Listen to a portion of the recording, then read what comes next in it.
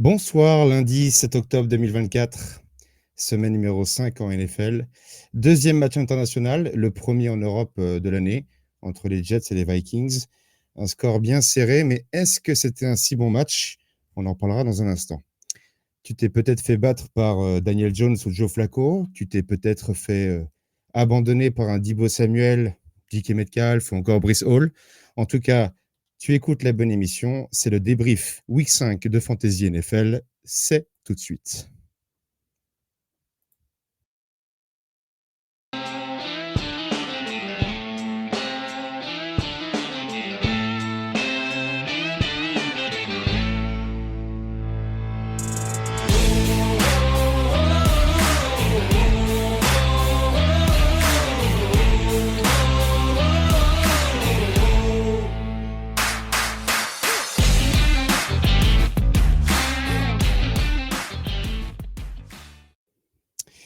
Bonsoir à toutes et bonsoir à tous pour raconter cette cinquième semaine de Fantasy NFL. Je ne vais pas être tout seul, évidemment, comme chaque semaine.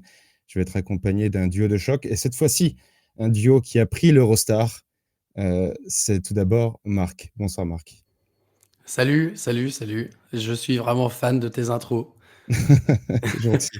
C'est gentil. Alors toi, tu n'as pas vraiment pris l'Eurostar parce que Oui, tu effectivement. étais à domicile. Mais Ouais. bon, c'était pour lancer l'idée que vous étiez à Londres. Et donc, tu n'es pas tout seul.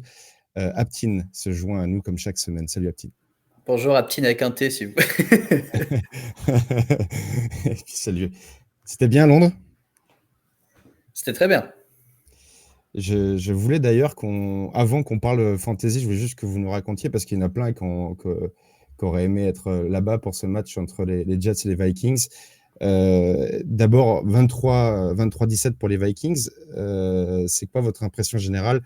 On va commencer par toi, Marc. Est-ce que c'était, comme chaque année, une réussite en termes de fête NFL à Londres? Est-ce que c'était un bon match? C'est quoi ton ressenti par rapport à ce match? D'abord, au niveau de la fête à Londres, un petit peu mitigé, mais peut-être parce qu'on n'a pas fait tous les trucs qu'on aurait pu faire. Mais j'ai trouvé que les années précédentes, tu sais, il y avait souvent... alors, ils ont toujours été un peu à l'arrache, NFL UK, sur la communication des événements et des trucs comme ça. Mais il y a quand même souvent un truc, une animation NFL, quelque chose, tu vois, que pour le moment, on n'a pas eu, et on n'a pas d'infos si dans les prochains matchs, il y en aura. Donc, en tout cas, il n'y en avait pas le week-end dernier. Et ensuite, il y a 2 nouveaux bars qui organisent, tu sais, chaque année, il y a 2 bars qui se mettent aux couleurs des équipes. On a été dans les 2, ils sont plutôt sympas, c'est des bars de sport, mais c'est pas non plus des pubs, c'est quelque chose de moderne, donc il y a une ambiance un petit peu différente de ce qu'il y avait avant. Et par contre, le samedi, ça fait plusieurs années depuis le Covid déjà, que toutes les animations avec des anciens joueurs, une émission de radio, des trucs avec de la mascotte ou des cheerleaders ou machin que j'ai pu avoir avant. Maintenant, le samedi avant le match, il n'y a jamais plus rien. C'est toujours le Oh mercredi ou le merde. jeudi soir, voire éventuellement le vendredi soir. Mais la plupart des gens qui viennent d'Europe, ils arrivent le samedi. Et quand on y va le samedi, bah, il y a un peu d'ambiance dans le style. Ouais, il y a des gens avec des maillots qui prennent des bières, mais il n'y a rien il y a rien à part les gens qui ont le maillot et la déco du pub tu sais, il n'y a pas de giveaways, il n'y a pas une émission de radio, il n'y a pas des goodies, il n'y a pas des machins Ouais. comme ça. Et ça, je sais pas si c'est depuis le Covid, ils ont un peu réduit tu sais, le nombre de gens qui voyagent, quoi. Mais ouais, donc c'était super, mais j'ai trouvé qu'il y avait un tout petit peu moins l'ambiance qu'il y a pu avoir par les autres années. Et il y a encore le pub qui représente une équipe et le pub qui représente l'autre? Ouais, Ah, toujours, ouais. quand même. Ok. Toujours, mais je te dis, c'est une chaîne de bars de sport qui sont Ouais. modernes, Ah, c'est con. Ouais. que moi, je suis content d'avoir découvert parce qu'il y en a une juste à côté de chez moi et je vais pouvoir aller voir des matchs là-bas. Mais c'est un petit peu moins, c'est des buildings modernes, ça fait moins pub traditionnel comme ça Ouais, pouvait le ouais. faire avant, ouais. D'accord. Aptine, sur le match, peut-être, déjà, est-ce que tu es d'accord avec Marc? Mais sur le match, est-ce que tu as un point de vue? Tottenham, tu le connaissais déjà, le Tottenham Stadium, mais Ouais, peut-être de ta règle question? générale, je rejoins Marc. Après, moi, ce qui m'embête, alors déjà, je trouve qu'on est de la chance que c'était Viking qui joue parce qu'il y a une grosse fanbase des Ça, c'est Vikings, un vrai. peu worldwide, mais ils sont assez foufous. Donc, en fait, ils ont mis énormément d'ambiance dès le vendredi soir où nous, on est arrivés avec notre groupe. Et sur ça, c'était top. Il y avait beaucoup de fans des Vikings et tout. Donc, sur ça, c'était plutôt sympa. Après, je rejoins Marc, je trouve ça de plus en plus léger. Ce qui est fait autour pour promouvoir le match de Londres, c'est peut-être devenu une habitude. À Ils ont force de plus faire ça, peut-être ils vont. besoin, ouais. Ouais, après peut-être qu'ils commencent vraiment à perdre des matchs, que c'est plus, tu sais, la seule capitale en Europe qui va montrer des matchs. Et tu vois, le Nike à Oxford Circus, d'habitude, il y avait tout le temps des shows, enfin tout le temps des trucs. Tu avais le dernier étage qui était normalement que pour la NFL, mais maintenant ça c'est fini. T'as pas de joueurs qui y vont. Nous on avait croisé Odell Beckham avec Victor Cruz sur les premières années avec Marc, donc c'était assez fou. Et là il y a plus rien quoi. Il y a vraiment plus rien. Et même en dehors du stade, quand tu rentres dans tout ce qui est un peu tailgate, etc., il n'y a rien. Tu as un pauvre jeu tu sais, de catch qui est fait. Ça fait 10 ans qu'ils ont le même. Il Sur n'y a ça, plus je trouve ça d'atelier, chouette. il y a plus d'atelier qui Il y en promeut a un peu le qu'un. sport en lui-même. Il y en a qu'un. Et ouais, c'est pas autant qu'avant. Et effectivement, le samedi, le seul endroit où ils font des trucs le samedi, c'est autour du stade. Mais personne n'a envie d'aller à Tottenham le samedi alors qu'on s'était déjà dit aller le dimanche. Donc ouais, c'est juste un peu plus. Ils font moins d'efforts. Ils font moins d'efforts de marketing, probablement moins de budget. Ils ont moins besoin de faire des efforts qu'avant.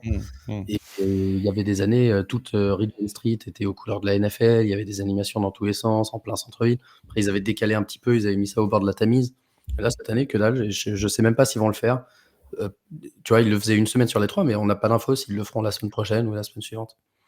Et les Londoniens, ils sont même pas au courant qu'il y a un match NFL. Avant, c'était vraiment un truc Avant, de il fou. Et là, transpirait partout. Ouais. ouais. Là, du coup, enfin, moi, j'étais avec un de mes potes et tout. Il me disait, ah ouais, c'est ce week-end parce qu'il y a juste pas, enfin, c'est pas autant marketé C'est ça. qu'avant. C'est pas autant marqué. Maintenant, le match, la chose peut-être la plus intéressante, Oui. c'était typiquement un match de Londres. Je sais pas, peut-être que Marc va vite comprendre, c'était un faux rythme. Vraiment, en fait, j'ai l'impression que tous les matchs, ils sont vraiment faux rythme. Les stars, elles étaient pas trop présentes. On n'a pas eu un super match en termes de fantasy. Tu verras jamais arriver un mec qui va marquer 40 points en fantasy. Enfin, je pense C'est pas vrai. qu'on en ait eu.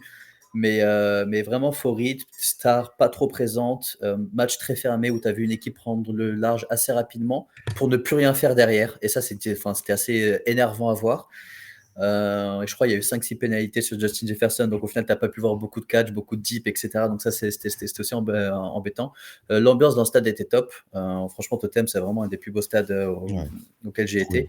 Mais match un peu light, quoi. Le score, c'était, on savait déjà, le over-under qu'on avait entre nous, c'était 40 points. Tu dis, moins de 40, c'est quand même un peu triste. On est, je crois, du coup, je sais pas ça fait Je combien, crois mais que c'est c'était pile 40 points. 40, 23-17. Donc, tu vois, je Euh, regardais le commentaire en dessous, du coup, je me suis dit, ok, ça m'a mis un petit coup derrière la tête. Ouais, moi je suis Ouais, d'accord. Marc. Match un petit peu pareil. En fait, ça se voit qu'ils préparent pas les matchs de Londres comme ils préparent un match à domicile parce qu'ils arrivent un peu au dernier moment, qu'il y a un gros décalage horaire, Bah oui. eux ils voyagent, donc la plupart ils visitent. C'est la première fois qu'ils sont en Angleterre. Il y en a d'autres, pour les plus connus, ils ont énormément de médias et de trucs comme ça à faire toute la semaine. Donc, si tu veux, les débuts de match, tu vois toujours qu'il y a un peu des dérèglements. Et puis petit à petit, ça se met en place. Et on a vu encore une équipe des Vikings qui, une fois de plus, a mené 19-0, ou je crois 17 ou 19-0, et qui s'est fait remonter alors qu'ils avaient le match en main, au point où c'est devenu un peu serré à la fin avec un peu de suspense. Mais globalement, c'était quand même cool. Mais c'est pas, ouais, c'est rarement. C'était pas Bengals contre Ravens, quoi. Je vais dire un bonsoir au chat. Lucius Vorenus, On a qui, Nimodo, là? Lala Packers, Bonjour, Lala. Pierrot Pitt, Snoky. Donc, bienvenue à tout le monde. On va enchaîner tout de suite. Une chose qui est un peu flagrant après cette week 5, c'est la valse des running backs. En tout cas, certains running backs qui peuvent avoir pris le pouvoir, et notamment Tyrone Tracy, puisque vous l'avez vu, et Tank Bixby. C'est les deux focus sur lesquels on va s'attarder un tout petit peu parce que je pense qu'il y a pas mal de questions à se poser. Qu'est-ce que ça dit pour la suite des événements, Marc, pour ces deux joueurs? Est-ce que on voit Rico Dowdle aussi qui est là, qui est à l'image, mais Rico Dowdle, on en avait déjà parlé un tout petit peu dans le warm-up. Alors évidemment, j'avais donné le magnifique conseil d'attendre un petit peu avant de le titulariser. Bien m'en a pris. Mais sinon, est-ce qu'il y a un nom dans ces trois-là qui, moving forward, va être le numéro 1 et qui a vraiment pris le pouvoir? Alors, si tu me demandes parmi ces 3 noms-là, pour moi, Rico Dowdle, parce que c'était déjà le cas il y a 2 semaines. On avait vu que très rapidement, il avait pris un peu le dessus dans le volume et dans l'utilisation du backfield de Dallas. Le match d'hier, je pense pas qu'il ait énormément changé. Il a eu un petit peu plus de rushing attempts, mais là, j'ai le pourcentage de rushing attempts sous les yeux. Depuis le début de la saison, 33, 35, 53%, puis 48, puis 67 hier. Et pareil pour les routes. Donc, c'est vraiment en hausse constante. Et il a, voilà, c'est pas un joueur exceptionnel, c'est pas non plus un joueur extrêmement mauvais. Et comme pour le moment, il est meilleur que les alternatives dans une offense qui fonctionne, ça peut marcher. Et je dis Rico Dowdle parce que c'est celui qui a le plus de chances d'être utile toute la saison. Les autres, c'est un peu plus en remplacement, surtout pour Tracy. Tracy, je trouve que son match a été excellent, comme on espérait. Il a donné un peu du punch dans le running game des Giants. C'est le seul parmi les 3 qui court vite, qui a vraiment un bon speed score. Les 2 autres, c'est plus des techniciens, mais pas très rapides. Singletary est excellent en passe pro, donc je pense qu'il va pas perdre son job du jour au lendemain quand il revient de blessure. En revanche, Eric Gray, il a fait un fumble sur la goal line et il a Ouais. pratiquement plus vu le ballon derrière. Donc je Juste en pense special que team, un petit peu. c'est ça. Donc je pense qu'entre Tracy et Gray, maintenant, il est clair que Tracy devrait être le RB2 et puis le principal bénéficiaire encore la semaine prochaine si jamais Singletary peut pas jouer. Aptin, on va rester sur Tracy 1 minute parce que encore une fois, tu l'as vu jouer. 24 ans, rookie, 18 carries, 129 yards. Il y a quand même 2 targets, une réception. Toi qui connais Singletary, qu'on connaît Singletary depuis un moment, est-ce que tu penses qu'au retour de Singletary, sa value va baisser forcément vu les performances de Tyrone Tracy, ou alors non, Tracy va retourner numéro 2 tranquillement et on verra plus tard? Malheureusement pour la fantaisie, je pense qu'il va retourner tranquillement RB2 avant de voir vraiment ou une grosse blessure ou un moins bon jeu que ce que peut proposer le RB1 de cette équipe. Maintenant, c'est plus quelque chose qui marche depuis plusieurs matchs, même s'ils ont perdu des matchs assez dégueux, je crois que c'était les 2 premiers. Tu vois quand même que ça joue beaucoup mieux et qu'au final, c'est peut-être un peu l'alternative de leur jet, du personnel qui peut faire que cette équipe des Giants soit forte. Ils ont l'une des meilleures OL, je crois, aujourd'hui. En tout cas, quand tu regardes Daniel Jones, il fait ce qu'il doit faire, il est pas ouf, mais ça fait avancer la balle. Visuellement, il était super. Enfin, ce qu'on a vu dans le jeu à course hier était assez fou.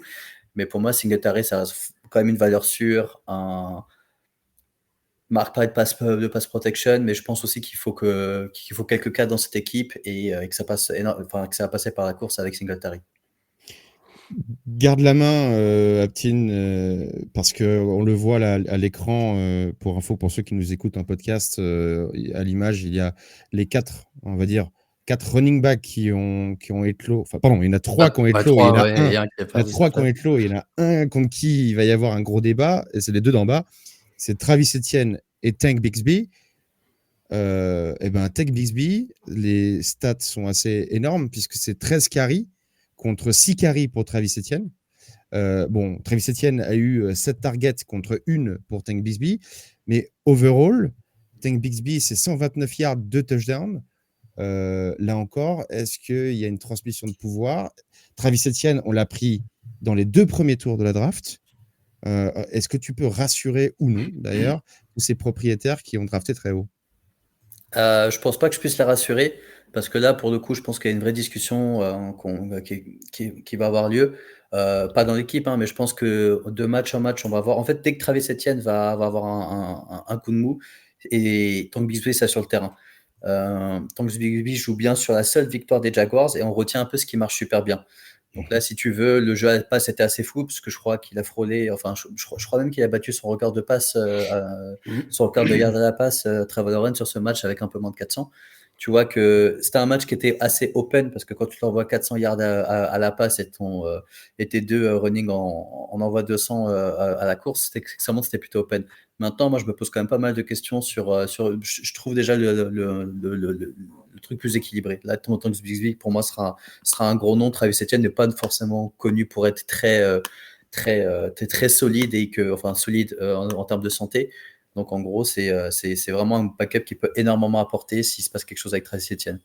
Marc, c'est une sécurité par rapport à son épaule, l'utilisation de Travis Etienne. On savait qu'il avait eu une petite gêne lors du match la semaine dernière. Est-ce qu'on est dans de la gestion de un running back star, entre guillemets, ou non, on est dans une vraie confrontation? Ouais, moi je pense que c'est quelque part entre les deux. Travis Etienne, l'année dernière, il avait énormément joué parce que justement Bixby, il avait déçu, il avait fait des 3 ou 4 fumbles très rapidement, des mauvais plays et ils avaient personne d'autre derrière. Donc en fait, finalement, ils avaient donné le ballon à Travis Etienne autant qu'ils pouvaient. Et une grande partie de sa production fantasy était grâce à son volume. Cette année, Bixby a l'air d'être revenu bien en forme. Là, il joue super bien en ce moment. Dans ce match, il a 101 rushing yards, mais il en a 107 après contact.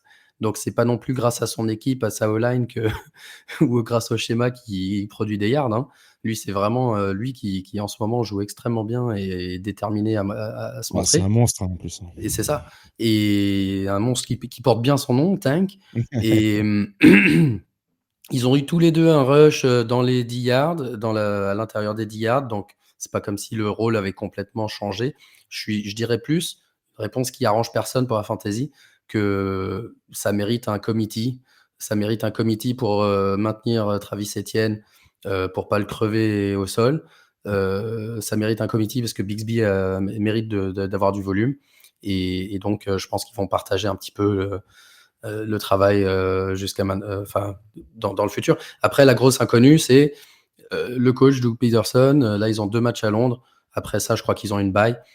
Ils sont 1-4. Ils ont gagné à l'arrache la semaine dernière contre qui? Les Colts? Je sais plus. C'est contre les Colts, ouais. Contre les Colts. Donc voilà. C'était hier, hein, je sais qu'on a eu un week-end difficile, mais c'est au moment où je couchais les petits. Donc je sais pas si... Voilà, ça dépend un petit peu des matchs à Londres et de si Peterson reste. S'il reste pas, tout peut arriver. On n'en sait rien. Et pour le moment, s'il reste, je pense que là, les matchs à Londres, on va avoir un petit committee qui se met en place qui est pas idéal pour la fantasy. Ça veut pas dire qu'ils sont pas startables, mais ça veut dire qu'ils vont manquer un peu d'upside. Alors, c'est pas idéal pour la fantasy, entre guillemets, oui et non, parce que on le voit là, Travis Etienne, de toute façon, depuis le début de la saison, n'a pas performé au niveau de son ADP. Peut-être qu'il y avait de trop, peut-être que le Jaguars perdait trop également. Donc peut-être qu'il va peut-être moins jouer, mais avoir de meilleures productions. Donc c'est quand même à surveiller. En tout cas, Nimodo, si tu as un avis là-dessus, n'hésite pas à nous l'exprimer dans le chat. Et puis le quatrième nom qu'il y a dans ce que vous voyez à l'écran, c'est Roschon Johnson. Là, je vais me permettre de prendre la parole d'abord parce qu'il y a Lucius qui nous en parlait d'ailleurs, que ça faisait partie des running backs qui avaient éclos à nouveau cette semaine. Je dis à nouveau parce qu'on en avait parlé comme un tout petit peu, hein, avec un manque de confiance à propos de Swift. Là, je rappelle que c'est pas uniquement Roschon Johnson qui a éclos, hein, c'est également Swift, puisque les 2 running backs ont défoncé la pire défense contre la course, les Carolina Panthers. Donc, est-ce qu'on en apprend vraiment de Roschon Johnson à Ptin, ou alors non, c'est la continuité de ce qu'on disait, c'était un bon waiver à avoir, il peut être un bon flex, ou alors il peut être un petit peu plus. Non, un petit peu plus. Après, ça fait quand même partie des noms qu'on voulait voir qu'on voulait voir éclore et qu'on voulait qu'ils tombent dans une offense. On se posait énormément de questions sur le jeu au sol et qu'au final, personne n'avait performé et que Swift était juste un très mauvais running back et qu'on s'était trompé sur les dernières années à penser qu'il était juste passable. Il s'avère que sur les 2 derniers matchs, il fait des matchs énormes. Il domine le backfield des Bears, où il y a quand même 3 bons noms. Hein. Enfin, Khalil Bears, ça reste un bon running back, mais lui, il est carrément aux oubliettes. Ouais. Et Roschon Johnson qui lui arrive vraiment à saisir les opportunités et à scorer 2 TD sur 10 touches. Donc, ça reste un nom que tu dois avoir dans ton équipe si ce n'est pas encore fait. Parce que Swift, on sait très bien que sur 2 fumbles sur un match, tu peux ne plus le revoir, ou en tout cas de 1 ou 2 mauvais matchs, tu le vois plus du tout la saison. Donc je resterai très accroché à Roschon Johnson, c'est juste qu'il n'est pas vraiment startable aujourd'hui. Alors Marc, je vais te demander un truc par rapport au format de Fantasy, puisqu'on voit qu'il a 0 target, 0 réception. Par rapport au fil du match, je peux rajouter également que, pour avoir vu le match un peu sérieusement, Swift a fait avancer énormément les chaînes avec Caleb Williams, et qu'en fait, Roschon Johnson a terminé. Donc c'est pour ça que, d'ailleurs, qu'on voit que les 25 rushing yards pour les 2 touchdowns. Donc il y a 2,5 yards par course. Il y a 0 target, 0 réception. Tu penses comme Aptin, ou alors c'est pas si bon que ça, en fait? J'allais effectivement mettre un bémol. Je pense comme Aptin qu'il faut l'avoir et que c'est un bon joueur parce qu'on le verra dans les waivers. J'ai toute une recommandation vraiment sur les backup running backs et certains backup running backs qui ont déjà un rôle à peu près convenable, qui peut même aider dans une bye week quand on est en galère. Moi, j'ai des équipes où j'ai 6 joueurs sur le banc, 3 blessés, 3 en bye week et où j'ai juste pas le choix. Je serais pas triste d'être obligé, contraint et forcé de starter un mec comme Roschon Johnson parce que je sais qu'il y a l'upside, qu'il peut marquer des touchdowns mais effectivement, quand tu regardes son score 14,5 en PPR avec 2 touchdowns, ça veut dire 2,5 yards sans les touchdowns, 2,5 points sans les touchdowns. C'est pas grand chose. Une utilisation qui est pas en hausse, hein, depuis 3 matchs, c'est la même, c'est à peu près un tiers des carries, un tiers de l'opportunité. Et Swift, c'est ça qui était très rigolo. Après 3 matchs, on disait panic meter, qu'est-ce qu'on en pense, machin, est-ce qu'il est juste ultra inefficace? Et il était ultra inefficace. On disait, il a 1,3 yards par carry, un truc comme ça. Il a, sur les 3 premières semaines, 70% des rushs et 56% des routes. Et il a marqué 6 points par match. Et là, les week 4 et 5, 69% des rushs, exactement pareil, et 60% des routes, et il marque 25 points PPR. Donc c'est uniquement une question d'offense en général, de lui qui joue mieux, mais de l'offense qui fonctionne mieux et qui du coup, si tu veux, 25 points par match, il continuera pas avec le volume qu'il a, et au même titre que 6 points par match, c'était trop peu. Donc le seul danger avec 6 points par match, c'est qu'il pouvait se faire bencher. C'est ce qu'on entendait. Finalement, ça n'a pas été le cas. Et je pense que la réalité se situe un peu entre les deux. DeAndre Swift sera un bon RB2 avec un upside de RB1 sur certaines semaines.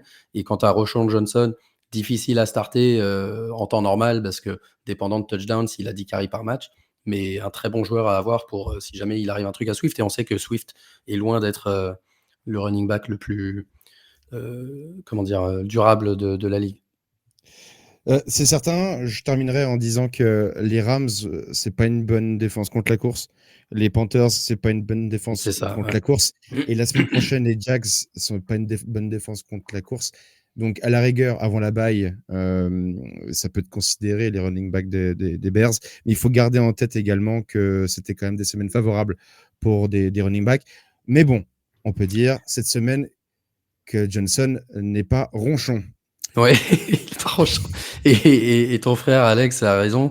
Il a été utilisé en goal line parce que Swift avait déjà échoué à 2 reprises et j'allais dire, Oui. il a eu 2 sur les 3. Swift a eu 2 sur les 3 goal line attempts. Donc même à ce niveau-là, c'est pas non plus automatique comme il y a eu parfois dans des backfields où tu avais toujours le croqueur de touchdown qui prenait le ballon dans les 5 yards alors que l'autre avait fait les 70 premiers. Et d'ailleurs, Je pense à ton gars Mike Tolbert dont on a parlé ce Tolbert, week-end. ouais. Ah non, pas Mike Tolbert du coup. Le petit gros, la Ouais, petite boule. Mike Tolbert, c'est l'ancien fullback, c'est ça, Mike Ouais, Tolbert. il prenait. Alors lui, c'était le spécialiste pour prendre le touchdown à Jonathan Stewart à l'époque. Ah oui, c'est ça. Ok, on a compris de lui. Stewart avait fait 70 yards, et puis l'autre, il avait ses 6 points parce qu'il prenait le dernier carry. Exactement. Exactement. Et d'ailleurs, moi, j'étais très très surpris de ne pas voir, quand Swift échouait, de ne pas avoir plus de jeux appelés à la course avec Caleb Williams. J'étais un tout petit peu étonné, je m'attendais plutôt à voir ça. En tout cas, on a fait le tour des running backs qui avaient éclos, entre guillemets, ou en tout cas qui s'étaient bien battus. Notre traditionnel All-Star, l'équipe des tops cette semaine. Et là, on a un nom dont on a parlé, Tank Bigsby, et DeAndre Swift. Mais sinon, on a des très beaux joueurs. Est-ce qu'il y en a un qui On a surprend? 3 Falcons. Alors, Ça, oui, c'est très bien. surprenant.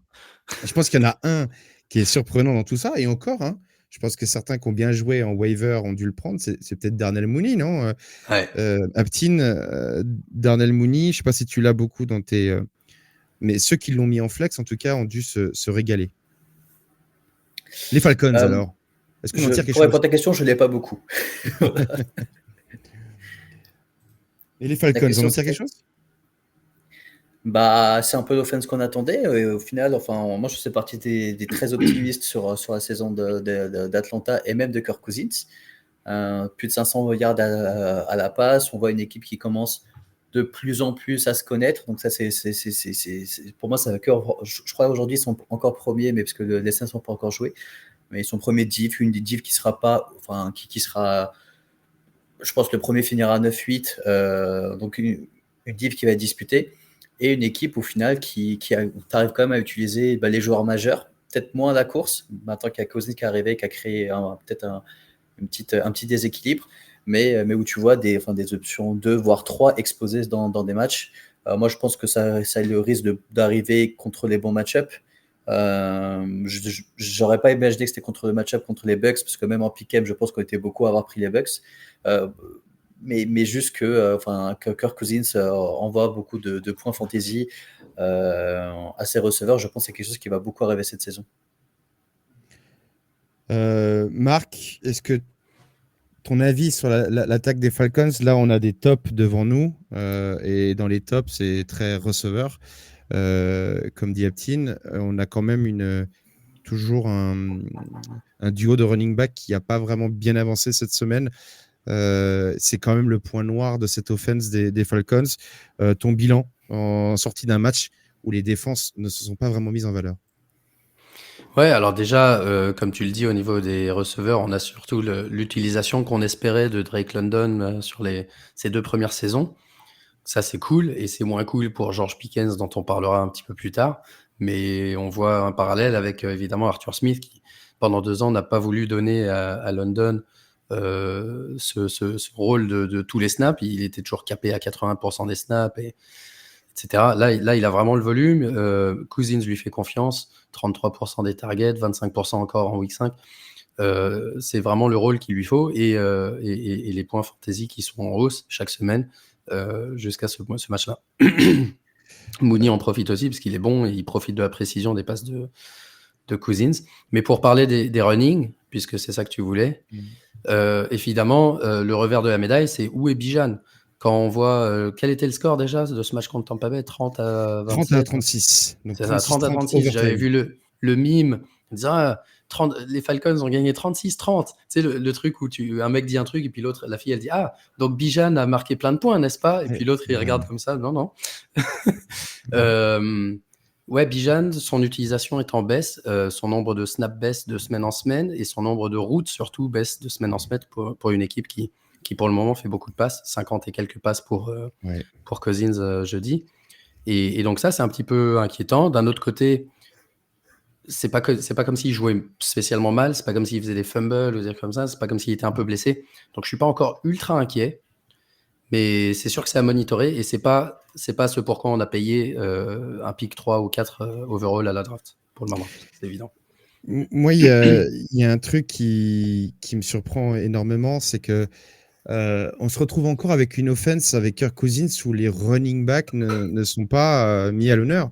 Kirk Cousins, c'est un quarterback passeur de dingue qui a toujours aimé envoyer des tonnes de passes, comme si les coachs ont oublié un tout petit peu la course. Je ne sais pas si ça vous fait la même chose, mais on avait vu des productions de Dalvin Cook qui étaient avec des hauts et des bas. Alors, ça pouvait être des très hauts s'il y avait des touchdowns, et des très très bas également à l'époque à Minnesota avec Kirk Cousins.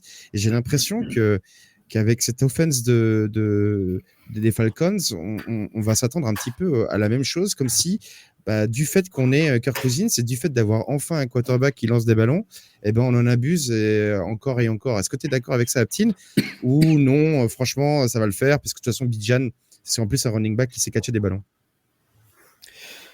Je te rejoins. Je te rejoins parce qu'au final, à part peut-être une année de Cook, j'ai jamais vu un receveur, un running back qui s'était fait un nom auprès de Kirk Cousins. Peut-être que dans mes souvenirs, les scores de Cook étaient très souvent gonflés avec des très gros runs, des petites passes qui étaient envoyées et qu'il courait 60-70 yards et qu'il finissait tout ça tout seul. Donc je pense aussi qu'on a aussi très grosse estime de ce que Cook avait fait. Maintenant, c'est sûr que si aujourd'hui l'équipe des Falcons est plus armée à la passe et qui gagne un match à la passe, pour moi, c'est pas forcément obligatoire de faire jouer un Bijan. Je pense qu'ils sont arrivés dans un truc où il y a peut-être plus de bouches à nourrir à la réception qu'à la course. Donc, ils sont sacrifiés parce que on peut parler de Kyle Pitts aussi, tu vois, c'est peut-être le premier qui avait souffert du mauvais coaching. Là, il fait, je sais pas, 80 et quelques yards. Donc, tu vois, lui aussi, il renaît quelque part. Enfin, il y a des hauts et des bas, mais aujourd'hui, il est peut-être top 5 tight end dans une ligue super pauvre de tight end. Donc, ce que je veux dire par là, c'est qu'il y a quand même 3 cadres de l'équipe de offense qui jouent bien. Après, Bijan, là, pour l'instant, il n'a pas trouvé sa place. Est-ce qu'il va la trouver? Je serais assez pessimiste sur le cas de Bijan Robinson going forward parce que je me dis que Kirk Cousins, tant qu'il n'est pas blessé, il y aura pas, tu verras pas des scores toutes les semaines de Bijan qui va être régulier de 15-20 points. Je le vois pas du tout cette année. Moi, il y a juste, si je peux rajouter un truc. Bien sûr. Atlanta, alors j'ai pas tous les matchs en tête, mais il me semble que cette année, il n'y a eu aucun match où ils ont été en tête au score en deuxième mi-temps, en mode serein, en mode dans ce match-là, c'était un back and forth, ils sont revenus à la fin. Contre les Saints, j'ai le souvenir d'un back and forth aussi où ils étaient derrière. Les matchs d'avant, je crois qu'ils les ont perdus. Et donc, du coup, on n'a pas encore eu non plus cette mi-temps où. Ils ont joué les Saints? Ils ont joué les Saints la semaine d'avant, ouais. C'est les Eagles qu'ils avaient marqué sur le dernier drive, je crois. Eagles, ils ont marqué ils font le dernier drive. Donc voilà. Donc, si tu veux, il y a toujours aussi la physionomie de leur match qui dicte un peu le fait qu'ils doivent faire des passes. Et là, ils jouent les Panthers. On va voir la physionomie. Mais si, par exemple, contre les Panthers, ils prennent une avance de score à la première mi-temps, par exemple, j'aimerais là voir le rôle de Bijan en deuxième mi-temps. Et si je vois pas un rôle de RB1 en deuxième mi-temps d'un match où il mène de 10 points, là, je serais très inquiet. Mais tant que je l'ai pas vu, pour le moment, je ne suis pas ultra inquiet, même si, encore une fois, tout dépend de où on se situe. C'est pas ce pourquoi on a payé un quatrième pick à la draft, et ça, je pense qu'on l'aura peut-être pas cette année encore. En tout cas, on va pas passer la soirée sur les Falcons, hein, mais moi, le seul truc qui me surprend, c'est qu'il y a autant de targets et de réceptions entre Bijan Robinson et Tyler Algier. Et je trouve que c'est un peu étonnant aussi de ne pas utiliser Bijan à la passe, qui était le joueur, le running back PPR parfait. Au final, quand même, Bijan, au moment où il est arrivé dans la ligue. Mais en tout cas, tu as raison de ne pas t'inquiéter. Hein. La semaine prochaine, ça joue Carolina, donc ça va mettre 27 points à la course de toute façon en NFL réel, hein, je veux dire, 27 points à 0. Donc après, ça va dérouler. Et le truc, c'est que Algier, il est super fort, quoi. Donc bon. c'est un peu l'inverse de ce qu'on a aux Jets, où tu as Breece Hall qui est le RB1, mais tu as Braylon Allen qui est arrivé dans cette équipe. Et on est tous dégoûtés parce que ceux qui aiment bien Braylon Allen, on se dit il sera toujours barré. Et puis ceux qui aiment bien Breece Hall, ils se disent il y a Braylon Allen qui est super fort et tu es obligé de le faire jouer. Oui, et Algier, c'est. Ouais, vas-y. Oui, mais on a déjà vu ce que ça donnait les deux. Et c'est pour ça que moi, je suis parti sur Kirk Cousins, c'est sur le fantasme du coach de vouloir faire passer le ballon. C'est parce qu'on a vu que quand on savait pas passer le ballon à Atlanta, les deux running backs, ils faisaient tout le boulot. Et ça le faisait très bien. On était arrivé à des moments en fantasy où on se disait, mais on démarre les deux, limite. Ouais. Et donc, ça veut dire que c'est faisable. Il n'y a pas grand-chose qui a changé depuis, sauf le quarterback. Ouais. Et c'était un peu ça mon point, de me dire, est-ce que c'est un schéma que l'on verra régulièrement, ou est-ce que c'est, comme tu dis, le scoring et les scénarios de match? J'attends les physionomies de match où ils dominent avant de paniquer sur leur philosophie. Parce que c'est sûr qu'ils sont pas à sa vie pour le moment, mais je pense que c'est aussi les matchs qui dictaient un peu ça. En tout cas, on a 3 joueurs des Falcons, on en a 2 de Chicago. Bon, ok, ça, on en a parlé. Et de toute façon, DJ Moore, il a fait un joli coucou à son ancienne franchise. Les Bengals, Ja'Marr Chase est bien de retour à sa position de top 5 receveur de la ligue en fantasy. Ça fait du bien à tout le monde. Bon, ça, pas trop moins de surprise, on va dire, même si c'était les Ravens en face. Juste un petit point, moi, sur Tucker Kraft. On parle chaque semaine d'énormes galères au poste de tight end. Il se trouve qu'il y a 2 semaines, on a dit Tucker Kraft, waiver intéressant. Je reprends mes petites fiches. Mais Tucker Kraft, c'est bien 2 semaines d'affilée à 9 targets et 5 targets cette semaine et 37 points cumulés sur 2 semaines. Ça y est, on a un tight end digne de ce nom, ou est-ce qu'on a juste profité de la suspension de Romeo Doubs et de la blessure de Christian Watson, Aptin? Non, je pense qu'on a un vrai candidat là. On a un vrai candidat. Après, Dobbs, je suis pas sûr qu'il revienne. On voit quand même qu'il a juste détruit Musgrave, alors que moi, j'étais plus sur Musgrave en week 1. Maintenant, enfin, on en parle toutes les semaines. C'est juste la merde sur le marché des tight ends. Il y a un tight end qui commence à bien jouer. Il y a pas de, enfin, tu te dis, est-ce qu'il te fasse 5 points, ça reste un très bon score pour un tight end de cette année. Hein. Donc, non, moi, je vais regarder s'il est dispo dans certaines ligues et m'assurer que de mettre un peu d'argent. Mais non, on a. T'as pas ajouté alors qu'on l'a dit 2 semaines d'affilée, c'est pas possible. Ouais, j'ai pas. Mais de toute façon, j'oublie de faire même mon piquet, Matt. On a eu une bonne semaine de tight end, hein, finalement, Ouais, c'est vrai. Ouais. à force de leur taper dessus. Brock Bowers, tu le vois là à l'écran. Et ben voilà, super transition, Marc, bravo. Et donc, du coup, ouais, Brock Bowers. Brock Bowers, dans les tight ends qu'on vraiment marqué cette semaine, Kyle Pitts, on Ouais, en a parlé Likely, il a juste été très avant. bon. Likely a été très bon. Likely a été très bon. Bon, Andrews, il a Charlie fait Collard. 3-4 catchs. Charlie Collard. Moi, j'ai cru que ça y est, Charlie Marc Andrews, il avait le ballon. Et ben non, Et c'était non, Charlie Collard. c'était un toujours 8, pas. mais c'était pas le même 8, encore une fois. Mais c'est vrai, là, on a Brock Bowers maintenant à l'écran. Waouh, bah, ça y est, le Brock Bowers, le tight end, c'est peut-être lui, le tight end générationnel. Et donc en fantasy, must start. Marc, pardon. Oui, je pense me start Brock Bowers. D'abord, encore une fois, parce que t'en as pas 10 000 des tight ends sur qui tu peux compter sur un volume de base. Et j'irais même au-delà. Moi, c'est quelqu'un que je targetais très vite. Quand j'ai vu son rôle week 1 et 2, je me suis dit, il faut essayer de l'avoir. Alors, c'est difficile parce que tu as toujours la hype du rookie. Et d'ailleurs, personne ne me l'a vendu, sauf dans une dynastie. Mais oui, je pense que Brock Bowers a ce qu'il faut pour faire une très bonne saison et finir dans le top 6. Pour conclure aussi sur les tight ends, dans le top 4 des tight ends, on a parlé quasiment tout le monde sauf de George Kittle. George Kittle qui est devenu cette année un tight end de fantasy. Ça fait, en tout cas, cette semaine, c'est 12 targets pour notre tight end fou. Mais justement, on va dire un San Franciscoien, on appelle un autre, un receveur qui a fait flipper beaucoup de monde, que beaucoup de monde a tenté d'acheter l'eau. C'est Brandon Ayuk. Ptin, ça y est, il est en fin de retour. Il a montré que ça y est, il était préparé, que la grève est bien terminée. Non, bah c'est un super signe pour les personnes qui l'ont. Moi, je l'ai dans quelques ligues et j'aime bien le joueur.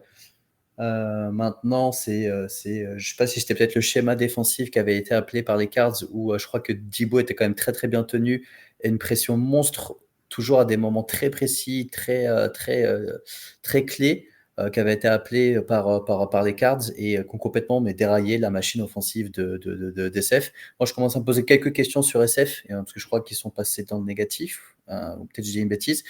Mais ça, plus le gros doute autour de McCaffrey, je trouve quand même que ça commence à faire peur un peu. Enfin, Ils sont à 2 et 3, ouais. Ouais. Ils sont à Comme les 2 et Giants. 3. Alors oui, Lucho, tout à fait. Tu as dit hier que Brandon Ayuk, ça allait revenir. Oui, tu as également dit sur Twitter aujourd'hui que tu avais la même situation que les Panthers.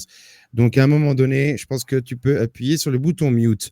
Tu disais, Aptin, que tu avais peur de la situation de San Francisco.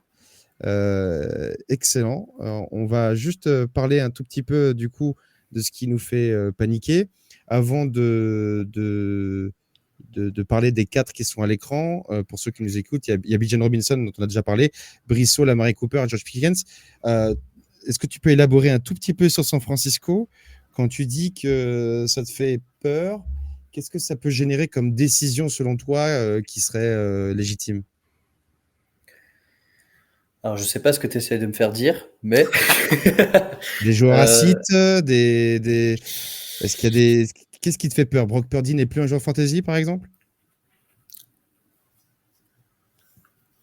je pense que ça peut vite tourner. Par exemple, aujourd'hui, on parle beaucoup de sell high. Je pense qu'il y a quand même quelques bons candidats de sell high dans cette équipe. Est-ce que aujourd'hui tu te dis oh bah Ayuk a fait un match de ouf, je vais essayer de le vendre, etc. Je trouve aujourd'hui il y a quand même pas mal de choses indécises dans l'équipe. Ça reste une équipe très bien construite, tous ceux qui vont normalement bien faire avancer la balle, mais avec qui? Tu vois qu'un Jennings qui sort de nulle part, il va te claquer 40 points. Mason tient très bien la baraque sans un CMC. Maintenant, je trouve que quand tu regardes les matchs, j'ai l'impression de revoir un peu des équipes qui sont un peu pris de court quand ils voient un rookie super bien joué et première année, tu sais pas trop, tu n'as pas trop de tape, etc. Là, je commence à voir beaucoup d'équipes qui sont très très prêtes pour jouer SF. Et ça s'est vu sur les 2 derniers matchs, mais vraiment, enfin, fallait vraiment voir les plays qui étaient appelés hier des cartes, c'était du génie. C'était toujours au moment parfait où tu avais un blitz qui était envoyé, où ça sortait Brock de ce qu'il sait faire. Et franchement, c'était vraiment, vraiment, mais Hmm. très, très beau à voir. Et Avec je une pense que défense qui n'est pas de star, en plus. C'est ça qui une défense qui est... n'est pas de star, mais Hmm. enfin bon, les DB sont très, très bons hein, chez les Cards. Hmm. Je parle des 3 safeties, les 3, ils sont très, très, très forts. Maintenant, enfin, faut quand même se dire que dans une NFL où il y a de plus en plus de tape, où si tu veux, SF, ça fait quand même 2 ans complets qui dominent. Est-ce que les personnes n'ont pas commencé à vraiment cibler? Est-ce que le match d'Ayuk, ça voulait pas dire qu'ils avaient tellement bien géré course, shut down Debo, que tu dis, ah bah c'est toujours la troisième option qui va marquer les points fantasy. La dernière fois, c'était Jennings. Je me dis juste que enfin, j'arrive pas à y voir clair. Je pourrais même pas donner de réponse. Au final, je vais même pas répondre à ta question, mais je me pose des questions. Marc, avant que je te fasse parler sur ce qu'on est en train de voir à l'écran, un avis, toi, sur les 49ers overall? Pff, bah, ouais, l'avis général, c'est que c'est clairement pas le rouleau compresseur que c'était l'année dernière. J'ai pas d'avis particulier sur pourquoi, parce que je trouve que Jordan Mason joue pas si mal et que ça peut pas s'expliquer uniquement par l'absence de McCaffrey. Mais, mais ce qui est sûr, c'est que c'est pas la machine à rouler sur les autres que ça a été jusqu'à maintenant et que ils commencent à prendre l'habitude de perdre des matchs un peu serrés comme ça. Donc, ils perdent Moody aussi, leur kicker, sur une entorse. Terrible, ouais. Ouais. Voilà, t'as des trucs où tu te dis, bon, il y a quand même pas mal de choses qui vont pas trop dans leur sens. Et est-ce que c'est leur saison? Donc, quand t'as Purdy, j'ai jamais été un grand fan. Pour moi, c'était vraiment le résultat du système. Et si le système marche pas aussi bien, Attention, Purdy joue très très bien au vrai football et beaucoup moins ouais. en fantasy. Mais par contre, il porte les 49ers, moi je trouve, depuis 4 semaines. Mais après, c'est mon avis. Mais Ouais. Alexandre qui nous dit un truc très juste, que Gannon est l'ancien coordinateur défensif des Eagles. Et donc là, on l'a peut-être vu à l'œuvre dans sa gestion face aux 49ers. Pour terminer sur les 49ers, parce que moi, je suis pas trop inquiet. Je pense que ça va quand même dérouler à un moment donné. Tu dis que Mason est très bon et donc du coup que l'absence de CMC, elle s'en fait pas tant ressentir que ça. Et ben moi je trouve que si, et notamment en red zone, ce qui se passe avec les 49ers, c'est que c'est 1 sur 6, une réussite sur 6 en red zone. C'est très très bas quand on sait que c'était une des meilleures équipes en red zone, et notamment grâce à Christian McCaffrey. Je pense que c'est ça qu'ils attendent de leur, euh, de leur star running back, s'il revient, quand il revient. On espère mi-novembre. Garde la main, Marc, du coup, dans les 4 qu'on est en train de voir. Alors, Bijan, on en a parlé un tout petit peu, tu as pu donner ton avis. Donc, j'imagine que c'est pas lui qui te saute le plus aux yeux. C'est lequel de ces 4-là qui est le plus à paniquer? Bah, ça dépend comment on tourne la question. Si c'est par rapport à ce qu'on a payé pour la draft et au retour sur investissement, pour moi, c'est Breece Hall. J'étais assez déçu par l'offense des Jets, extrêmement déçu par Rodgers et son attitude sur le terrain, pas forcément pendant les jeux, mais justement entre les jeux. Il a l'air nonchalant comme tout, il a l'air d'en avoir strictement rien à faire. Et je suis pas sûr que ses coéquipiers soient grands fans de jouer avec lui. Donc ouais, je suis un petit peu inquiet pour Breece Hall. Et le fait qu'il y ait Braylon Allen qui soit là pour caper un peu son upside et le fait que simplement, ils n'ont pas de volume quoi, depuis 2 matchs. Et en plus, ils perdent des matchs, donc c'est pas comme s'ils allaient avoir beaucoup de courses à faire. Mais celui qui m'inquiète le plus en tout, c'est Cooper. Et c'est pas de sa faute. C'est de la faute des Browns et de Watson et de Bien toute sûr. cette offense qui est horrible. Horrible. Et je me dis vraiment, le seul truc qui peut arriver maintenant pour sauver Amari Cooper et le reste de l'offense, c'est s'il y a Winston. Ou Ciao, comme dit Aptin. Ciao. Ouais, moi je pensais plus Ou à un si trade. Cooper s'en va, ouais, bien sûr. Ouais. Et du coup, Oui, ça sauvera complètement. Cooper, mais pas le reste des Browns. Complètement. Il y en a un autre d'ailleurs qui est symptomatique de cette horreur des Browns, c'est Jérôme Ford. Enfin, il y a, c'est Ils ont flippant. tous l'air d'être sur une page différente entre le coach, le QB, les joueurs, les machins. Il n'y a rien qui va. C'est Check. dingue. Et Cooper lui-même d'ailleurs, parce qu'il a un nombre de drops incalculable cette année, ce qui nous a pas habitués. Mais ils vont tous mal. Oui, Aptin, t'allais réagir? Non, parce qu'en fait, au moment où tu as dit les drops de Cooper, ça me faisait penser à. Je crois que c'était sa dernière année aux Raiders. Moi qui le suis depuis qu'il est arrivé et que j'aime beaucoup ce joueur, c'est beaucoup de drops juste avant d'être tradé. Et tout d'un coup, il est redevenu la Amari Cooper qu'il est. Donc je me dis, est-ce Ouais, que c'est c'est pas vrai. un move? Est-ce que c'est pas le costume de gros James Harden qu'il va mettre pour se faire trader? C'est Et vrai. pour ensuite. Mais ouais, en tout cas, moi, je suis bien content parce que cette équipe me dégoûte au plus profond de leur être et je suis bien content de voir Deshaun Watson pourrir toute l'équipe autour d'eux. Donc, en gros, s'ils veulent sauver des trucs, et ben, c'est le moment de lâcher des joueurs et carrément abandonner la saison. J'avais dit pendant le warm-up hier que si tu startes pas Amari Cooper contre Washington, tu le startes jamais dans cette année. Ouais. Et que c'était évident que les drops, ils n'étaient pas uniquement pour se faire vendre, pour aller aux Chiefs, Non, bah non. mais qu'au final, je crois que tu as résumé. En réalité, c'est vrai ce que tu dis à chaque fois et qu'il a eu des moments de très très bas. Il s'est fait trader, puis ça allait très très bien. Donc on va voir, mais je pense qu'il y avait encore des restes d'huile de massage sur les mains. Il était à la soirée P. Diddy avec. Avec la... Watson. Exactement. Je suis obligé, Aptine, de te faire réagir sur George Pickens. On a. Est-ce que. Alors, j'ai 2 questions un peu tendancieuses à te poser. La première, c'est est-ce que son attitude sur le terrain est un problème, même en fantasy, j'y crois quand même.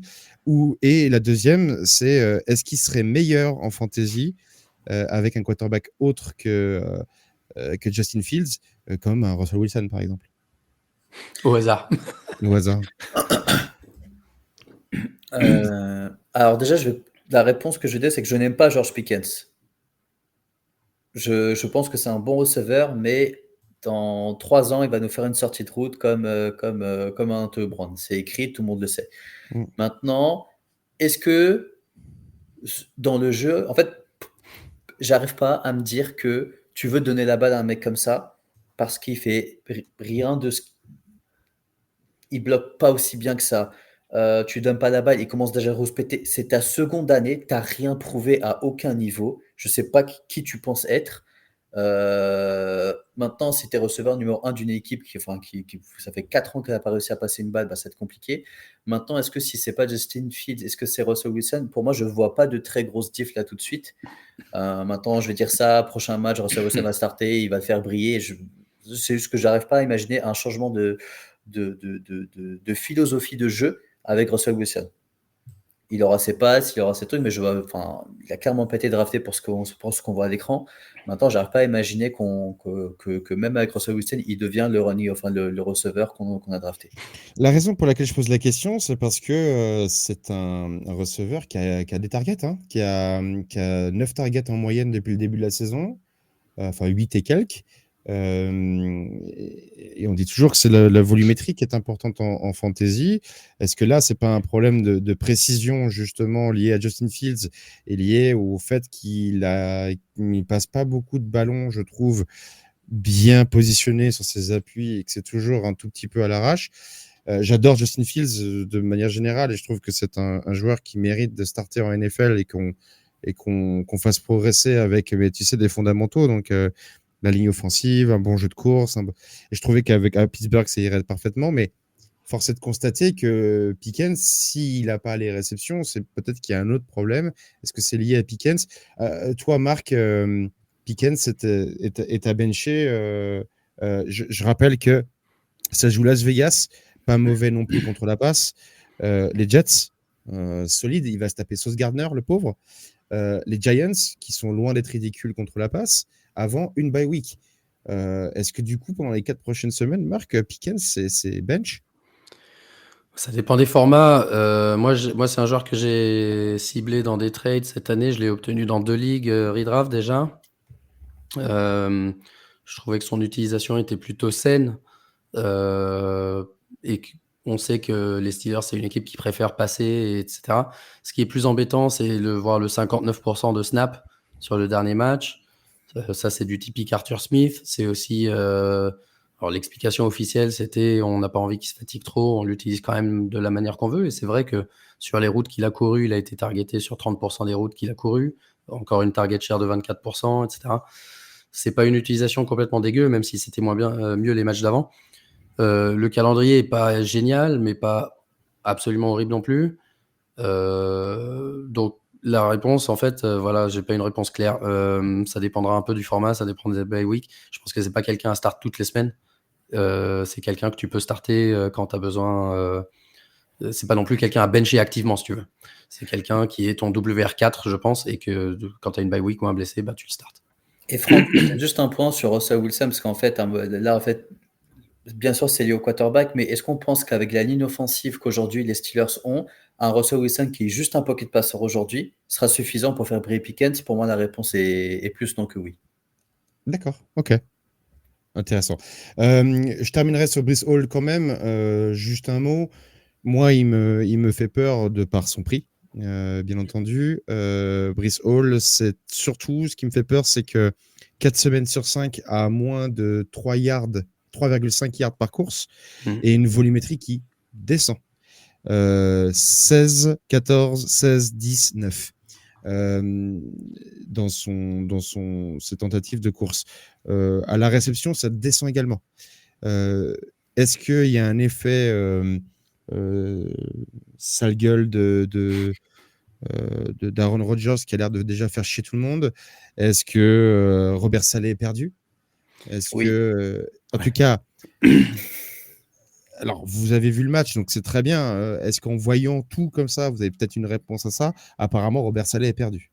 Il n'y a pas de créativité dans le jeu aujourd'hui des Jets. Et ça, en fait, peut-être qu'on le voyait moins l'année dernière parce que Saleh, c'est un putain de meneur d'hommes. Ça, je pense qu'on est un peu tous d'accord pour le dire. Vas-y.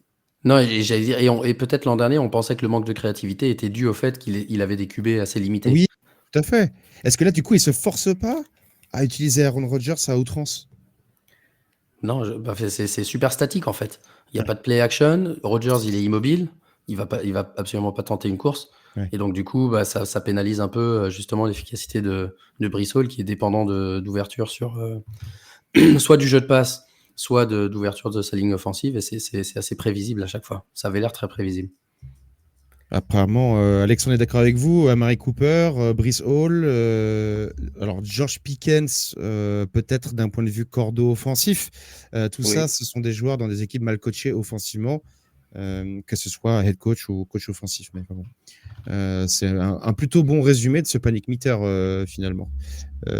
Ouais, le coordinateur offensif, c'est la position la plus importante pour la fantasy. Je vais commencer à devenir un spécialiste des coordinateurs offensifs parce que ça commence à m'énerver ces histoires. On me dit toujours de finir mes emails sur note positive. Moi, Breece Hall, si par exemple on parle de candidat à Bailo, moi je pense que c'est quelqu'un qui pourrait un peu m'intéresser. Parce que je pense que tu vois, là en fait, ils peuvent pas plus mal jouer que ça. Vraiment. Il y a vraiment, enfin même les routes des receveurs ou ce que tu demandais tous, c'est aussi pour ça que les Vikings ont aussi bien défendu. En fait, il n'y a aucun moment, quand tu utilises Conklin, tu envoies 10 targets, c'est qu'il y a un problème dans ton offense.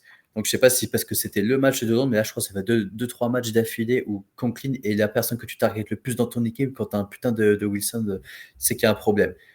Donc, moi, aujourd'hui, je me dis que ça peut pas être aussi pire. Après, j'ai tellement peur que c'est typique l'équipe qui peut imploser. Une petite blessure de Rodgers, il n'y a plus d'équipe.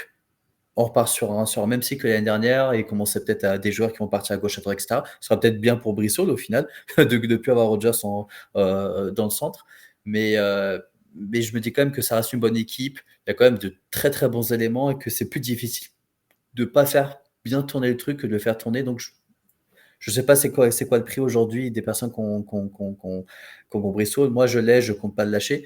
Mais c'est des personnes qui en peuvent plus. Je pense que c'est un super candidat à Bailo. Tu finis par une note positive, tu disais, comme on Oui. finit dans un email, c'est bien. Une autre note positive quand même pour changer un tout petit peu, c'est les top QB. Et il y en a un, Marc, Il doit sur avoir un lequel... problème, hein. Tu parles des top QB, je vais écrire Mahomes en premier, mais vas-y, continue. Non, les candidats au MVP en tout cas. Top QB NFL, pas fantasy. NFL, pardon, j'aurais dû préciser. Vrai NFL. En tout cas, il y en a un qui est pour le moment le favori pour le rookie de l'année. Je pense qu'il n'y a pas trop de débat. Qui s'appelle Jayden Daniels. Marc, il a encore montré cette semaine. Ouais, il a encore montré cette semaine et même s'il a fait une erreur au début, là, après une super passe vers McLaurin, là, derrière il fait une interception, mais super match. Les Redskins, je veux dire, les Commanders qui battent tout le monde assez facilement jusqu'à maintenant. Une belle équipe et donc qui dit belle équipe dit on commence à avoir dans la discussion pour le MVP. C'est pas simplement rookie de l'année. Il est maintenant dans les derniers trucs de bookmaker, 5e, avec une cote à 12, avec Sam Darnold, qui est un autre qui joue bien en début de saison. et les mecs devant lui, Lamar Jackson, c'est un autre qui joue bien. Effectivement, on disait Patrick Mahomes, sa cote, elle est là parce que beaucoup de gens ont misé dessus avant. Il ne mérite pas forcément. Aujourd'hui, c'est pas un favori. Stroud non plus. Josh Allen, il a eu joueur de l'AFC, joueur offensif de l'AFC, mais il est trop irrégulier aujourd'hui pour être un... Si la saison s'arrêtait aujourd'hui, je pense qu'on dirait Jayden Daniels, c'était MVP. Si la saison régulière s'arrêtait tout de suite. Sauf ou Darnold. Mais ça serait un de ces deux-là. Donc, c'est les deux qui sont en train de monter et c'était ça que je voulais montrer. Les deux QB qui sont vraiment en train de monter dans la conversation. Parce que Lamar, il l'a gagné 2 fois. Il y a un peu de voter fatigue aussi quand les gens votent. Quel est le dernier rookie qui a gagné le titre de MVP, vous le savez? Non. C'est Jim Brown en 57. Donc ça commence à dater un tout petit peu. Je rassure tout le monde, je ne le sais pas de tête. J'ai un peu triché. Non, tu vas préparer l'émission. Dans la liste, en 20 minutes après mes sushis. Aptin, dans la liste, il y en a un que tu vois mieux que Jayden Daniels en titre de MVP? Si la saison s'arrêtait tout de suite. Oui. Pour moi, c'est Sam Darnold. Pour moi, c'est peut-être le premier choix devant Jayden Daniels parce qu'ils sont invaincus, parce qu'ils ont eu j'ai plus en tête qui ils ont tapé, mais ils ont tapé, je crois, ils étaient plus de Tampa fois. Bay, Giants, Tampa Bay. Bengals, Arizona, Cleveland. Il y avait une équipe qui n'était pas très forte. Tu vois, après, surtout sur tous les autres matchs, ils étaient plus ou moins, je vais pas dire pas favoris. Mais aujourd'hui, non, je dirais quand même Sam Darnold. Même s'il a fait, le match à Londres, il était horrible, hein, mais je pense qu'aujourd'hui, les victoires comptent plus. Et Daniels, je n'arrive pas à imaginer qu'on donne le trophée de MVP à un rookie aussi fort soit-il. Ça joue Baltimore next week, donc ça va être un très beau test. S'il veut gagner des points, battre Lamar, ça marquera les esprits. Hein. Ouais. Et d'ailleurs, en fantasy, hein, les semaines, c'est Baltimore, Carolina, Chicago, les Giants, Pittsburgh qui s'enchaînent. Alors, Pittsburgh, ça va être un peu chaud. Les 4 d'avant, il va continuer à scorer ce cochon. Hein. Je pense que c'est un sacré QB1 en tout cas maintenant, et c'est clair et net, précis, il n'y a même pas à réfléchir. Must start. Sur ces notes-là, juste très... Oui, vas-y. J'allais dire, si tu reviens sur la page d'avant, ouais. Oui, bien sûr. C'est cool. Les receveurs dans le top 5 receveurs sur les 5 premières semaines. Alors, Ja'Marr Chase, il a regagné des points, on en a parlé tout à l'heure, en disant que ça y est, il avait reprouvé lors de ces 3 dernières semaines qu'il était bien le QB top 5 que l'on espérait. La preuve, il a tellement bien rattrapé qu'il est maintenant numéro 1. Malik Neighbors, qui est toujours numéro 2, malgré le fait qu'il Enfin, n'ait c'est pas joué. en points par match, hein, donc je Oui, triche en un peu parce moyenne. qu'il en a joué que 4 sur 5. Ah, ok. Tu vois, tu m'as piégé là-dessus. Je croyais qu'il était à 10,5, Mais malgré le fait il est qu'il toujours était top 5, mais il n'est pas numéro 2. Il est juste Ok. derrière Reed. Ok. En tout cas, là-dedans, je dirais que le seul qu'on n'avait peut-être pas imaginé, il y a Malik Neighbors, bien entendu. Jaden Reed est clairement le numéro 1 à Green Bay. Mais en tout cas, c'est intéressant, en tout cas en points par match, de voir ces joueurs-là.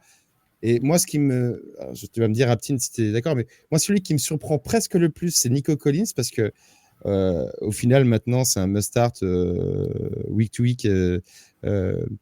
Nico Collins, mais avec l'arrivée de Stephen Diggs, tu pensais pas que Nico Collins allait avoir moins Est-ce que tu étais de ceux qui pensaient qu'au contraire, il allait avoir autant Non, moi je faisais partie des personnes clairement ceux qui suivent l'émission après on va me dire que je suis un vendu, mais moi j'ai jamais été super haut Nico Collins, c'est un très bon joueur, etc. Mais je pensais que ça allait être qu'il allait moins avoir justement C'est honnête.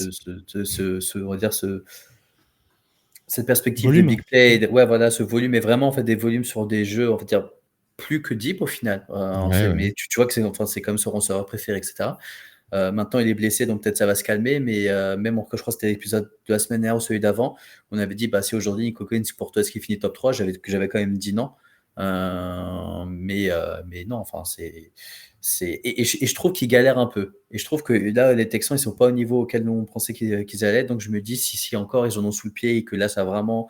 Les nouveaux vont arriver, se mettre au niveau, etc. Que les plays vont être un peu. On va peut-être un peu plus travailler, peut-être pas ressortir ce qui a été fait l'année dernière. Je pense qu'on n'a pas fini d'entendre de Nico Collins. Marc, un point sur ce top 5 J'avais évidemment anticipé le fait que Nico Collins serait là. C'est pour ça que je l'ai pratiquement dans aucune ligue. Non, le top 5, surprenant, oui et non. Enfin, je trouve que ça commence à avoir du sens et à être potentiellement un top 5, éventuellement, dont ces 5-là finiront dans le top 10, si tu veux. Je pense pas qu'il y ait un mec qui a rien à faire là. Et ma question pour vous, C'est vrai.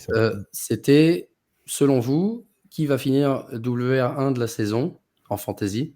Est-ce que c'est un de ces 5-là ou un autre? Mais sans avoir besoin de justifier, disons, même en mode rapid fire si vous voulez, ou avec une justification, quel est pour vous celui qui finira WR1? Chase. Je ne le vois plus lâcher sa première place. Là, Nico Collins s'est blessé, donc ça me fait un petit peu plus peur. J'aurais peut-être mis Nico Collins s'il s'était pas blessé. Sa connexion avec CJ Stroud est juste incroyable.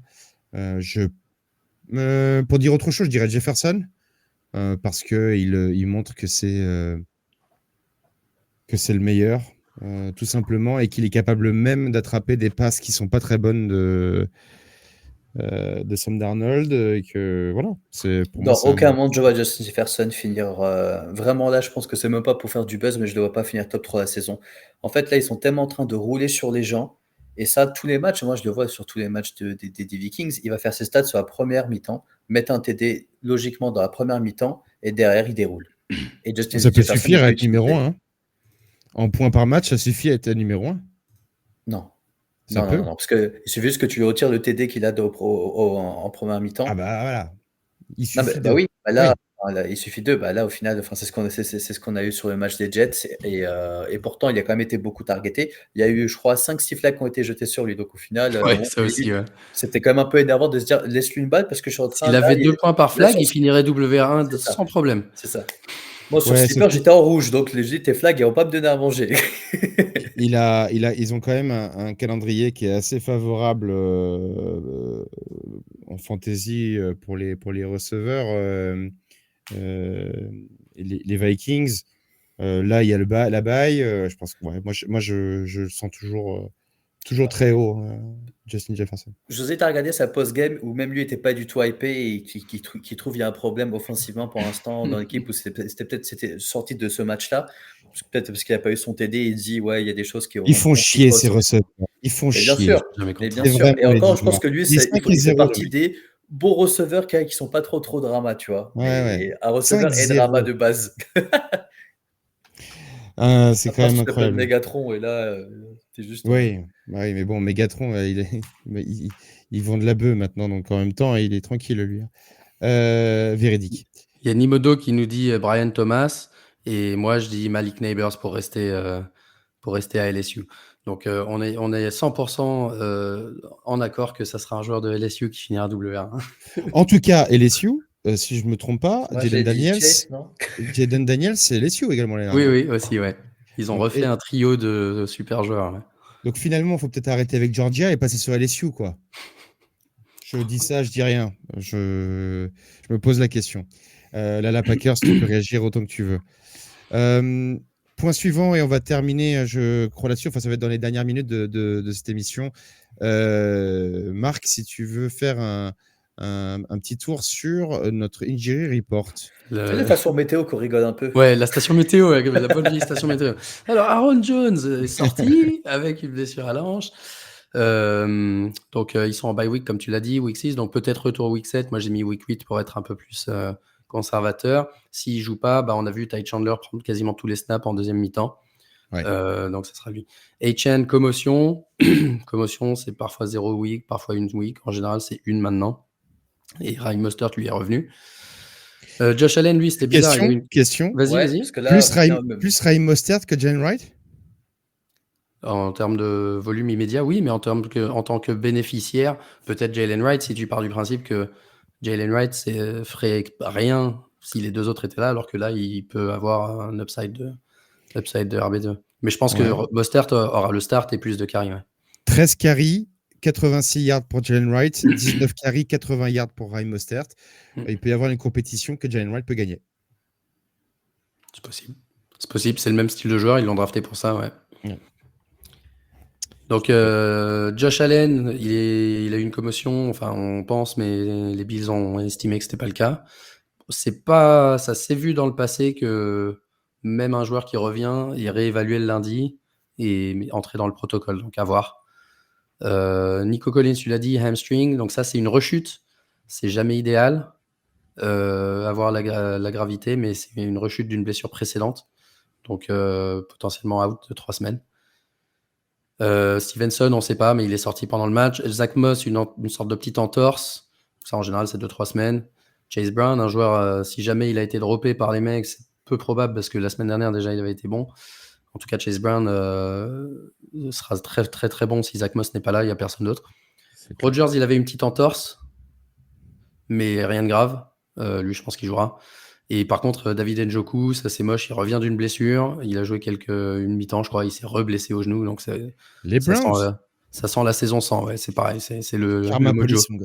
Ouais. Jack Moody. Moody. Je l'ai mis pour les stats. Mais... Vous pouvez streamer avec les kickers. Ne conservez surtout pas Jake Moody s'il est blessé 2 semaines sur votre banc, faites pas ça.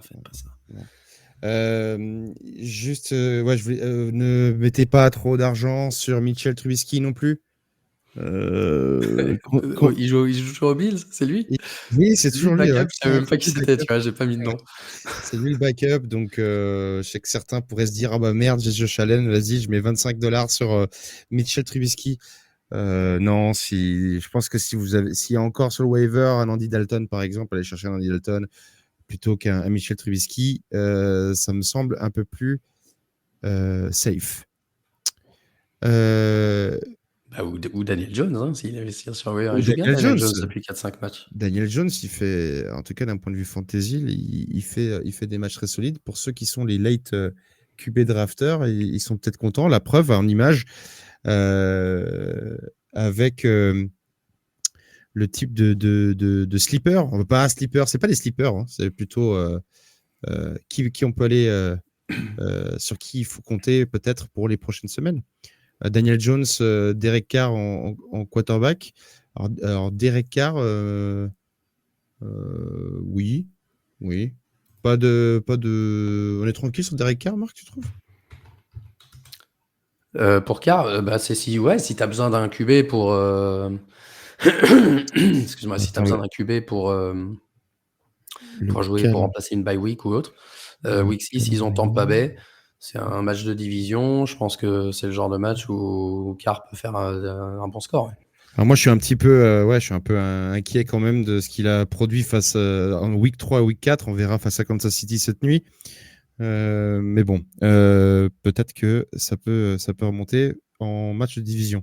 Dans les running backs, on en a parlé. Tank Bixby, bien entendu, potentiel running back numéro 1 les Jags, en tout cas à la bagarre avec Travis Etienne. Tyrone Tracy, qui est un très très bon futur backup de Singletary, et peut-être même que ça va être un comité un peu plus énervé côté Giants. Et Ty Chandler avec la blessure d'Aaron Jones. Alors, Ty Chandler, je l'ai mis, mais je veux faire une note. Parce qu'en fait, en le mettant, j'ai réfléchi et je me suis dit, ils sont en bye. Donc, c'est le genre de joueur vraiment chiant à ajouter sur waiver parce qu'il est en bye, tu peux pas t'en servir tout de suite. Et t'as pas la certitude que Aaron Jones sera out week 7. Donc, déjà, tu perds un peu une place sur ton banc pour rien. Et donc, voilà, un petit bémol. Mettez pas trop de thunes sur Chandler. On a 0 garantie que ça sera mieux que le Chandler, mais c'est quand même quelqu'un à avoir. Tous ces gars-là, en fait, avec les running backs que j'ai mis en bas, sont des joueurs, si vous avez un peu de place, même si je sais que c'est pas facile actuellement avec les bails, les blessures et tout, mais c'est des joueurs à avoir sur le radar au moins. Sur le radar, prêt à intervenir. Et puis dès que vous avez une place, un mec, un peu de dead weight, vous savez pas trop ce qu'il va donner, au lieu d'avoir ce dead weight, genre je pense à Curtis Samuel, des joueurs comme ça, tu vois, que vous avez drafté, mais Khalil Herbert, tu vois, ça sert à rien d'avoir ces gars-là sur son banc. Ils vont pas vous faire gagner une ligue, alors que d'avoir Tyler Algier, Jalen Wright, Ty Chandler, ça peut vous faire gagner une ligue. Tout à fait, en les mettant au bon moment. Alors après, dans cette liste-là, il y en a peut-être quand même pas mal qui sont plus trop disponibles. Déjà, Oui. en plus, si vous écoutez Fantasy Ballers depuis un moment, mais il faut bien pouvoir mettre des noms. Darnell Mooney, maintenant, ça y est, c'est clairement le receveur numéro 2 des Falcons, et c'est pas Kyle Pitts.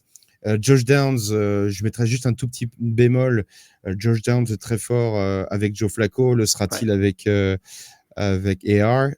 C'est pas sûr. Jalen Tolbert et certainement le remplaçant de Brandon Cooks côté Cowboys. Ça, c'est pour les receveurs. Et puis, dans les tight ends, Zach Ertz, clairement, il est une valeur sûre. En tout cas, on connaît son plancher à Zach Ertz en fantasy. Je ne suis pas sûr que le plafond soit très haut, mais il peut à un certain moment. En tout cas, c'est un très bon tight end à avoir en remplacement. Kyle Otton, que j'ai starté cette semaine en remplacement de Sam Laporta, est dans les bails qui arrivent, peut être un tight end qui peut vous aider. Et puis Tyler Conklin, bon, là, si vous l'avez encore dans les waivers, eh bien, tant mieux, allez-y. Je pense qu'il va vous coûter plus cher que si vous l'aviez pris la semaine dernière. Mais clairement, dans les tight ends, il ne faut pas hésiter. Dès qu'il y a un tout petit peu de volumétrie et du scoring, il faut le prendre. Parce que si ce n'est pas vous qui le prenez, c'est quelqu'un d'autre dans votre ligue. Et il faut toujours aussi penser à ça. C'est pas que pour vous que vous prenez des joueurs, mais c'est également pour faire chier les autres. Oh Messieurs, je voudrais qu'on termine avec le match de cette nuit. Comment je fais déjà pour enlever ça? Voilà. Le match de cette nuit, les Saints, Kansas City. Marc, dis-moi un peu un hot take. Qu'est-ce que tu vois? Qu'est-ce que tu as mis en pick-em? Est-ce que tu vois Travis Kelce continuer dans la lignée des tight ends qui réussissent en week 5 ou pas du tout? Ouais, j'espère dans la série des bons tight ends de la semaine, voir une deuxième bonne semaine de Kelce. On rappelle que Rice est out, Pacheco est out, Marquise Brown, qui n'a même pas joué de la saison, est out. Donc, ils ont besoin de Kelce. Kareem Hunt, est-ce qu'il va enchaîner? Possible. En tout cas, je pense que ça va être le RB1 pour Kansas City. Et contre les Saints, j'aimerais bien voir un petit shootout, un match un peu marrant, même si la défense de Kansas City est excellente. C'est le genre de match qui peut partir avec plein de points. Ça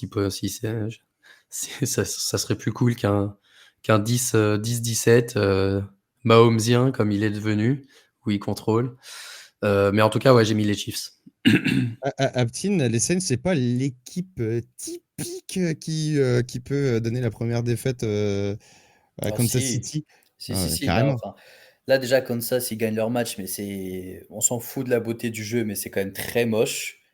Il y a beaucoup trop de blessés. À Kansas, à un moment, je me dis, une équipe qui va réussir à mettre un troisième TD aux Chiefs, c'est pas l'équipe actuelle de Kansas qui peut revenir face à une très très très bonne défense des Saints. Les Saints, sur un match, je pense que ils ont tous les éléments pour vraiment te faire passer une soirée de merde. Moi, je sais que je vais bien dormir ce soir, je vais me réveiller, je vais avoir un 13-10, je le sais, c'est écrit. C'est sûr. Et il va me faire perdre mes ligues parce que je suis un peu trop Chiefs heavy, surtout en dynastie.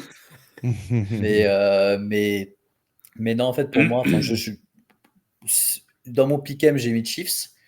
Mais si à un moment, il fallait mettre un peu d'argent avec une bonne cote, je pense que les Saints peuvent très bien gagner cette nuit, clairement.